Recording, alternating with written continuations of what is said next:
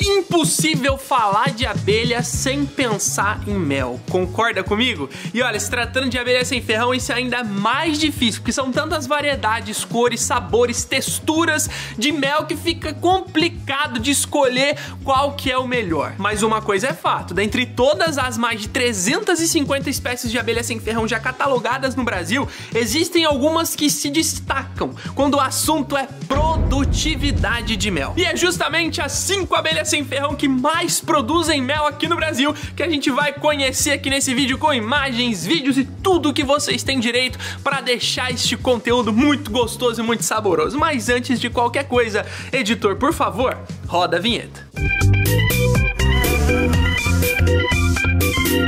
Eu tava aqui pensando, eu acho que eu vou parar de fazer vídeo do YouTube. Sei lá, eu faço vários vídeos e o pessoal não se inscreve no canal. Fico vendo lá nas métricas do YouTube, 70% das pessoas que acompanham a gente não estão inscritos. Por que eu tô fazendo vídeo? E você, tá inscrito? Você não se inscreveu ainda? Por que você não clicou no botãozinho vermelho ali embaixo e se inscreveu no canal? Não é difícil, vai. Seja sincero, por que você não fez isso ainda? Clica no botãozinho ali, se inscreve. Sabe por quê? Assim, sempre que eu postar um vídeo como esse, o YouTube vai te avisar em primeira mão. Eu vou dar aqui 5 segundos pra você se inscrever antes de começar o conteúdo.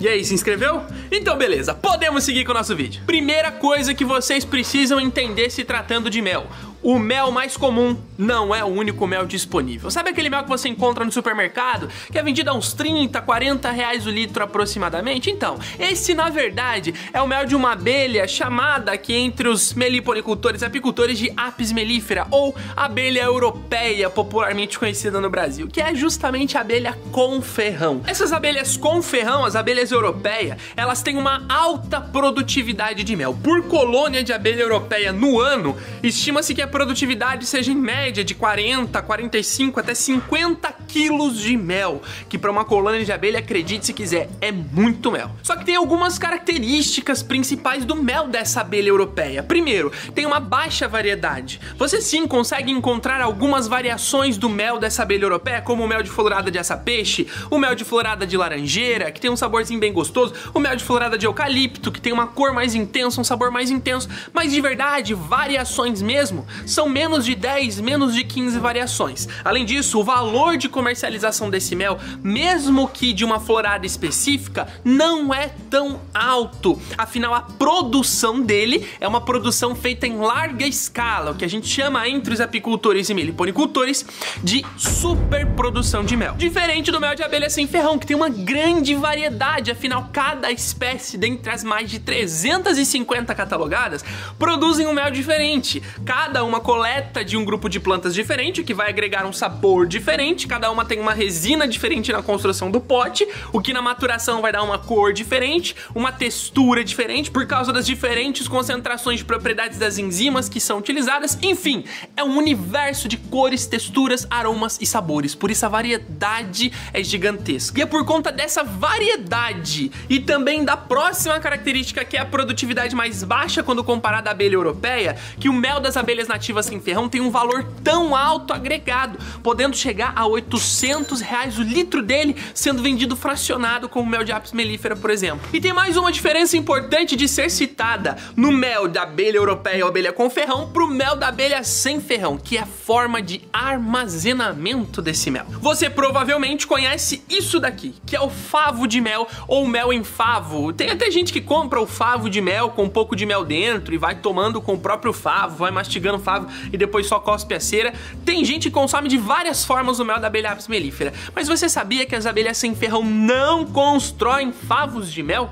Não, mas Gabriel, se elas não constroem favos de mel, onde é que elas armazenam o mel da colônia? Bom, vem comigo que eu vou te mostrar. Ó, como vocês podem ver, dentro dessa colônia de uruçu, a gente consegue ver aqui, ó, na reserva alimentar, que é justamente esse módulo do topo da colônia, vários potes de alimento. Tem potes abertos, potes fechados, e é dentro desses potes circulares que as abelhas abelhas sem ferrão armazenam o seu mel? Elas adquiriram essa habilidade de armazenamento para, entre outros fatores, facilitar a fermentação e maturação do mel. O mel das abelhas nativas ele é muito líquido, ele é pouco viscoso, ele não consegue agregar muito bem em favos verticais e por conta disso e outros fatores, ele é armazenado nesses potes horizontais. Tem uma característica muito importante dos potes de armazenamento das abelhas sem ferrão que faz com que o mel delas seja também um dos mais medicinais do mundo, que são justamente as resinas vegetais. Cada um desses potes que vocês estão vendo, eles foram construídos com uma mistura de cera pura das abelhas e resinas vegetais coletadas na natureza pelas próprias operárias de abelhas sem ferrão. Essas resinas são coletadas de plantas medicinais muito conhecidas e tradicionalmente usadas pela fitoterapia brasileira para o tratamento de inúmeros problemas de saúde e que passam para o mel por conta do contato nos potes de alimento, essas propriedades medicinais também. Eu costumo brincar que o mel de abelha sem ferrão é como se fosse um bom vinho maturado em barris de carvalho. O vinho agrega as propriedades, o sabor, a textura do barril de carvalho, do barril em que foi armazenado, assim como o mel das abelhas sem ferrão faz com os potes de alimento no qual ele é mantido. Por isso que esse universo do mel das abelhas nativas é tão fascinante e tão saboroso. E agora que você já conheceu um pouquinho mais sobre essas diferenças, já dá pra começar a ver quais são então as 5 principais abelhas sem ferrão que mais produzem mel no Brasil. E como é um top 5, eu vou começar com o quinto lugar da nossa lista. Bom, em quinto lugar, a gente tem uma abelhinha chamada popularmente de mandaguari. A mandaguari preta ou amarela, elas pertencem ao gênero de espécies de abelha sem ferrão chamado de Scaptotrigona, que tem em torno de umas 6, 7 espécies tradicionalmente criadas no Brasil. A mandaguari especificamente, do gênero Scaptotrigona, ela tem variações de coloração conforme a espécie, que pode ser tanto a mandaguari preta, que é essa que vocês estão vendo, com o corpo mais amarronzado e o abdômen com esses pelinhos claros, quanto a mandaguari amarela, que tem o corpo quase que completamente amarelado. As mandaguaris, elas têm ninhos muito característicos e que são facilmente identificados por conta dessa entrada. Na mandaguari preta, um tubinho um pouco menor, menos pronunciado, de coloração escura, com as abelhas todas posicionadas do lado de dentro, e na mandaguari amarela, um tubo maior, de coloração clara, com as abelhas também posicionadas do lado de dentro. No interior do ninho das mandaguaris, a gente encontra discos de cria, potes de alimento, a conformação natural da maioria dos ninhos das espécies de abelhas nativas sem ferrão, que são esses ninhos em discos de cria, um sobreposto ao outro, que é o que a gente chama de região da cria. Por que as mandaguaris são produtivas, Gabriel? Bom, a gente tem uma característica muito importante na mandaguari, que é a população. Elas têm uma grande população de abelhas em suas colônias, todas as do gênero Scaptotrigona, mas em geral as mandaguaris, tubunas, têm uma grande população de abelhas. E quanto mais operárias tem, é claro, em um local que tem oferta de alimento disponível para coleta, mais alimento elas conseguem trazer por ninho, fazendo com que a produtividade dessas colônias seja também maior. Por isso a mandaguari entra na nossa lista, por ser uma abelha muito populosa, o que faz com que ela também seja muito produtiva. O mel das mandaguaris e das Scaptotrigonas em geral, que são as abelhas pertencentes a essa família, né, esse gênero, eles têm características muito diferentes do mel tradicional, que é um mel extremamente doce, um mel até um pouco enjoativo, dependendo da florada. O mel das mandaguari, ele é mais ácido, um pouquinho cítrico, menos adocicado e mais líquido que o mel tradicional, tornando ele um dos méis mais diferenciados dentre os méis de abelha sem ferrão que existem e que vem conquistando cada vez mais os corações e os estômagos por todo o Brasil. E falando de produtividade, as mandaguaris produzem por colônia por ano uma média de 1, 2, chegando até 3 litros de mel por colônia por ano, o que para uma abelha sem ferrão desse porte, desse tamanho, em torno de 6, 7 milímetros, é uma grande quantidade. E em quarto lugar da nossa lista, temos uma abelha de tamanho maior, uma das melíponas, que são as abelhas robustas, grandonas, que se parecem bastante com a abelha europeia, mas que no caso dessa espécie, por conta da coloração, dá para diferenciar muito bem das abelhas com ferrão. Eu tô falando da abelha Mandasaia, cujo nome científico é Melipona quadrifaciata. A Mandasaia, como eu mesmo já disse, ela é uma abelha grandona, pertencente ao gênero Melipona, um gênero de abelhas robustas que se parecem bastante com a abelha tradicional. mas a mandaçaia tem uma coloração única. Ela é uma abelha quase que completamente negra. O tórax, a cabeça, o abdômen, com algumas exceções, tem a coloração predominante escura. Mas a mandaçaia tem uma coisa que vai diferenciá-la de todas as outras abelhas. São essas listras no seu abdômen escuro. A mandaçaia, que é Melipona quadrifaciata, ela pode ter listras amarelas contínuas, que é a subespécie quadrifaciata, que ocorre no sul do Brasil, ou listras amarelas interrompidas ao meio, que é a subespécie quadrifaciata antidioides, que ocorre do sudeste, centro-oeste até o nordeste brasileiro. Ambas as subespécies pertencem à mesma espécie, são como se fossem variações de uma abelha, e elas têm uma produtividade, uma característica de mel e de criação muito semelhantes, então vamos tratar as duas como uma espécie só, combinado? Bom, Gabriel, por que as mandaçaias são produtivas? Olha, diferente das mandaguaris, aqui o assunto é outro. No caso das mandaçaias, é o tamanho que faz elas serem produtivas. Assim como as outras abelhas melíponas, esse tamanho avantajado faz com que ela consiga transportar maior quantidade de alimento para suas colônias. Inclusive, esse tamanho maior faz com que ela também consuma mais alimento para realizar os trabalhos. Então precisa de bastante alimento sendo armazenado para conseguir manter uma colônia de abelhas de grande porte, mesmo que o número de abelhas por colônia seja menor do que o número de abelhas em uma colônia de médio porte, como a mandaguari, por exemplo. O tamanho delas faz com que elas sejam muito gastonas de energia, tendo que acumular muito alimento. Isso torna elas também muito produtivas. O mel das mandaçaia, ele tem características únicas, assim como a maioria das abelhas sem ferrão, mas no caso da mandaçaia é realmente diferente. É um mel bem clarinho, em alguns casos tem até um aspecto meio leitoso, como vocês estão vendo aí, de consistência e textura extremamente líquida. A concentração de água no mel de mandaçaia é uma das maiores dentre os méis de abelha sem ferrão, e uma doçura sutil, mas muito presente, tornando ele um mel muito aceito por crianças, por idosos, pela maioria das pessoas que está adentrando nesse universo dos méis nativos do Brasil, e também um mel muito procurado e apreciado por todos os outros amantes de mel. E falando de produtividade, a mandaçaia ela já produz um pouco mais do que a mandaguari, por isso ocupa uma posição um pouco maior no nosso ranking. Ela produz em média de 2 a 3 litros de mel por colônia por ano. Só que a diferença é que a produtividade desses 2 ou 3 litros ela é um pouco mais fácil e mais atingida do que quando a gente compara com a mandaguari, que precisa de uma colônia forte, uma colônia com bastante operária realmente para atingir essa produtividade, o que coloca a mandaçaia numa posição superior no nosso top 5 das abelhas nativas mais produtivas do Brasil. E em terceiro lugar da nossa lista a gente tem um pitbull vestido de abelha, muito conhecido entre os meliponicultores, tanto por conta da sua defensividade quanto por conta da sua produtividade. Sim, eu estou falando dela, a temida, a tão desejada abelha borá, pertencente ao gênero Tetragona. As borás, elas são facilmente identificadas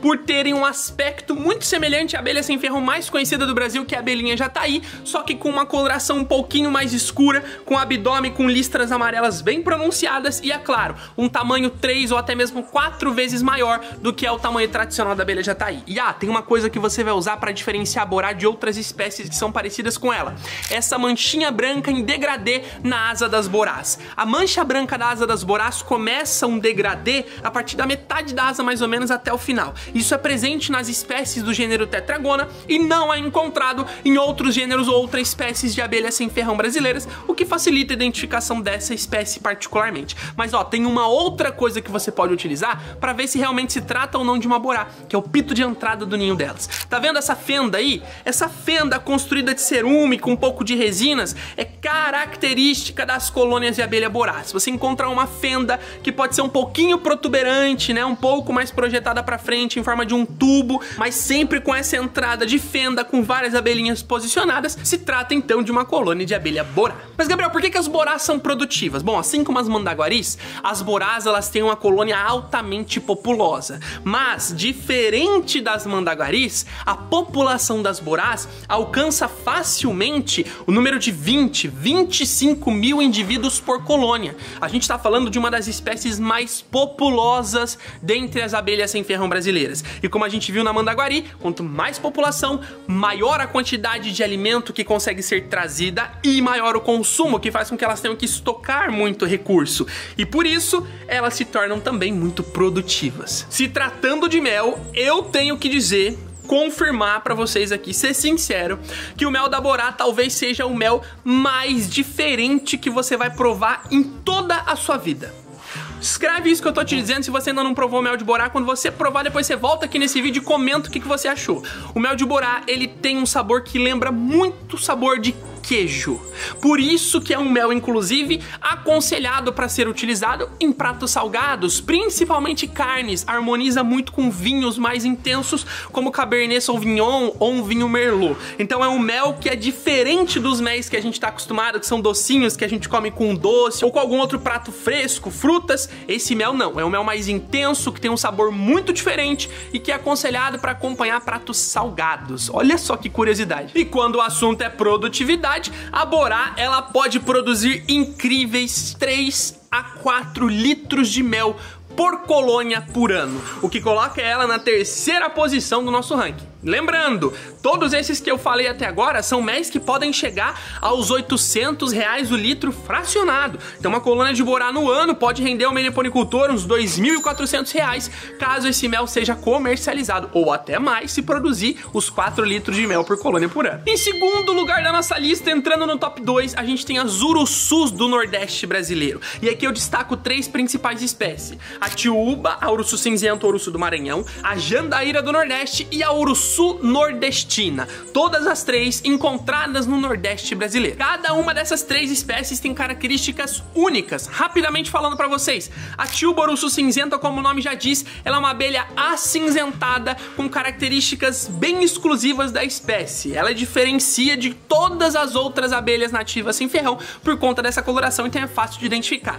E ao lado dela aqui na tela você já consegue ver então a jandaíra, uma abelha com abdômen mais escuro e o tórax com pelos mais ruivos, também fácil de identificar. E do outro lado, na mesma tela, você consegue ver então a abelha urussu nordestina, uma abelha que também tem pelos ruivos no tórax, mas diferente da jandaíra, ela tem listras esbranquiçadas no seu abdômen escuro, o que diferencia ela das outras 2 espécies. Então cada uma com suas características específicas que facilitam bastante a diferenciação. E olha, apesar da morfologia dela ser diferente, o ninho, as construções, a forma de manejo dessas 3 é um pouco semelhante. Então a gente consegue ver um ninho, ó, com discos de cria bem pronunciados, que são abelhas grandes, tem células grandes, discos grandes, potes de alimento grandes para armazenar uma grande quantidade de alimento. Normalmente essas colônias elas são mantidas em caixas que a gente chama de modelo nordestina ou caixa integrada, caixa rústica, que é uma caixa que não tem muitas divisórias, ela tem um espaço mais integrado. Então as 3 elas compartilham de características do seu ninho e também dos seus manejos e criação pelos meliponicultores do Nordeste brasileiro. Mas Gabriel, por que essas 3 abelhas, as urussus do Nordeste, elas são consideradas produtivas, tão produtivas a ponto de estar na segunda posição do nosso ranking? Bom, a produtividade dessas espécies, ela se deve, primeiro, por conta do ambiente, um ambiente mais seco, um ambiente mais inóspito da caatinga nordestina, por exemplo, onde algumas dessas abelhas podem ser encontradas. Ele faz com que as colônias tenham que estocar muito alimento no momento em que está disponível a oferta de alimento na natureza, que são momentos específicos do ano. Caso contrário, ela não tem recursos no momento de risco, que é o momento de mais seca, para conseguir atravessar esse período com tranquilidade. Então o ambiente acaba moldando essa alta produtividade das colônias das urussus nordestinas. Mas olha, não é principalmente isso. A produtividade dessas espécies se deve também ao tamanho delas. São uma das maiores abelhas que a gente tem entre as abelhas sem ferrão, as urussus. Esse grupo popular chamado de urussus, ele concentra a grande maioria das espécies de maior porte dentre as abelhas sem ferrão, algumas inclusive que podem passar o tamanho da apis mellifera facilmente, como a urussu-boi ou a melipona grandes, que é a tiúba da Amazônia, que tem um tamanho maior do que a abelha tradicional que a gente conhece. Então esse tamanho avantajado faz com que elas estoquem bastante recurso. E um último porquê dessa produtividade é que as urussus do Nordeste, além de serem abelhas de grande porte, são colônias muito populosas. Então são abelhas grandes que já consomem bastante alimento e é uma colônia com grande quantidade de abelhas, maior do que a mandaçaia, por exemplo, que ocupa a nossa quarta posição. Diferente da colônia de mandaçaia, que acumula uns 400, 500, chegando até 600 indivíduos, até 800 em alguns casos, as colônias de urussus podem acumular até 2, 3 mil indivíduos por colônia.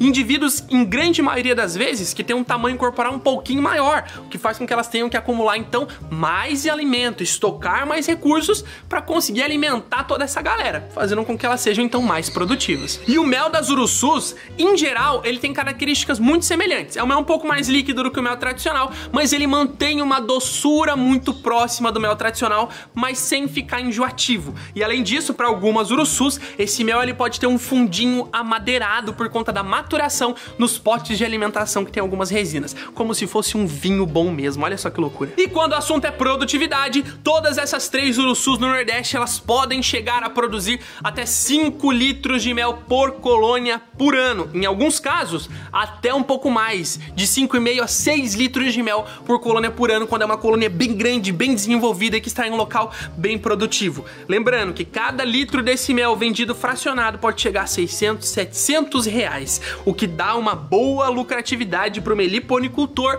que está mantendo essas espécies para produção de mel. E em primeiríssimo lugar do nosso top 5 abelhas sem ferrão mais produtivas, que rufem os tambores, temos as urussus do norte do Brasil, em particularidade uma espécie chamada popularmente de jupará, ou cujo nome científico é Melipona compressipes manaossensis. Ela ocupa, junto com algumas poucas outras urussus do norte do Brasil, a primeira posição no ranking de espécies mais produtivas do Brasil. Essa que você tá vendo aí é a jupará Melipona compressipes manaossensis, que está no primeiro lugar do nosso ranking. As colônias de jupará, assim como as colônias das demais urussus, acompanham a mesma conformação que eu expliquei para vocês. Ninho com discos grandes, potes de alimento grandes e uma colônia que é mantida em caixas integradas ou até mesmo em caixas modelo IMPA, que é uma caixa um pouco mais moderna, que permite aí um manejo do meliponicultor em várias áreas da colônia diferentes, tá? Mas, Gabriel, por que as urussus do norte, diferente das urussus do nordeste, produzem mais? Então vamos lá. Uma característica muito importante que faz as urussus do norte serem muito produtivas é a grande disponibilidade de recursos. A gente está falando da floresta amazônica, um dos maiores berços da biodiversidade mundial, que detém uma das maiores quantidades de plantas da flora brasileira. E é justamente essa característica que permite com que essas colônias que estão nesses locais, na floresta amazônica, consigam ter recurso disponível o ano todo. Então elas conseguem o ano todo, é claro que em alguns momentos, mais do que outros, coletar grande quantidade de recurso, o que faz com que elas estoquem grande quantidade de recurso e, consequentemente, sejam mais produtivas. Além disso, elas são abelhas de grande porte também, às vezes até maiores do que as urussus do Nordeste, e também muito populosas, características que fazem com que elas tenham que estocar muito alimento para alimentar toda a colônia. O mel da jupará e das outras urussus do Norte, assim como as urussus do Nordeste, segue também características muito semelhantes. É um mel bastante doce. No caso da jupará, ele pode ter uma consistência um pouco mais oleaginosa, lembrar um pouco um azeite de oliva, por exemplo, é bem interessante, e tem algumas características que assemelham as outras urussus, como também o grande acúmulo de água, um mel mais líquido, menos viscoso. E quando o assunto é produtividade, o que vocês queriam saber, a jupará e algumas outras urussus do norte, elas conseguem produzir até incríveis 7 litros de mel por colônia por ano. Sim, tem meliponicultores no norte do Brasil que, com algumas matrizes de jupará, que são colônias grandes e bem desenvolvidas, conseguiram coletar incríveis 7 litros de mel por colônia em um período produtivo de 1 ano com essa abelha, fazendo com que ela ocupe então a primeira posição no nosso top 5 de abelhas sem ferrão que mais produzem mel aqui no Brasil. E agora que você já viu quais são então essas 5 espécies que mais produzem mel, eu tenho uma coisa importante para dizer para você. Apesar de todas essas serem muito produtivas, elas não fazem milagres. Essas abelhas só vão produzir bem se elas estiverem fortes, se tiver um bom pasto disponível para elas coletarem alimento, uma caixa adequada para atingir essa produtividade, um meliponário correto protegendo essas abelhas